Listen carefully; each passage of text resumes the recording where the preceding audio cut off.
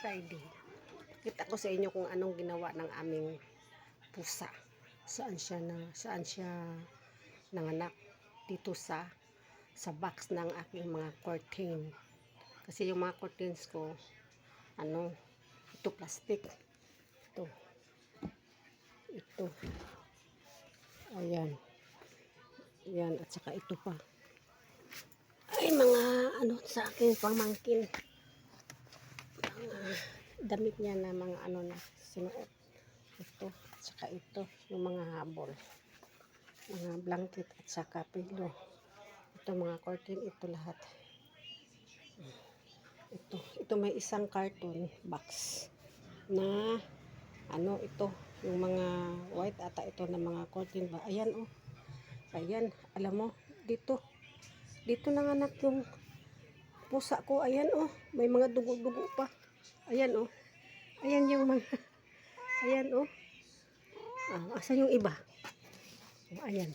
Diba, natulog. Ayan, tatlo yan siya. Ayan tatlo yan. Asa yung isa? Iwan ko, nagtago siguro yung isa. Ayan.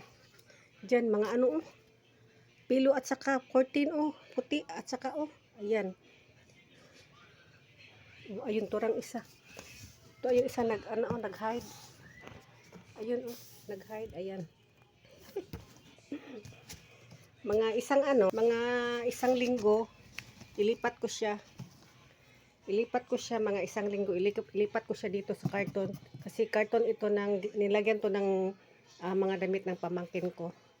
Tapos pinalipat ko kasi binigyan ko siya ng isang plastic box na ito malaki ito, 120 liters. Ayan, nalipat ko dito para siya na anuhan daw ng iring tulugan ng mga pusa yung yung mga damit niya.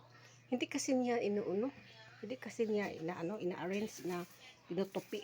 Paglagay niya lang niya, diretso lang. Kaya mas ganahan ang mga pusa kasi dalawa yung pusa namin mag-ina. Yung anak anak niyan ay lalaki. Tapos ilang panganak niya na puro nangamatay. Ngayon lang tatlo. May tatlo. Siguro last na to niyang anak. Kasi matanda naman yan siya. Ayan After a week, i-transfer ko siya dito. Tapos, dito lang gyapon ko ilagay para dyan lang na lugar ba. Puro nakapatong na siya dito.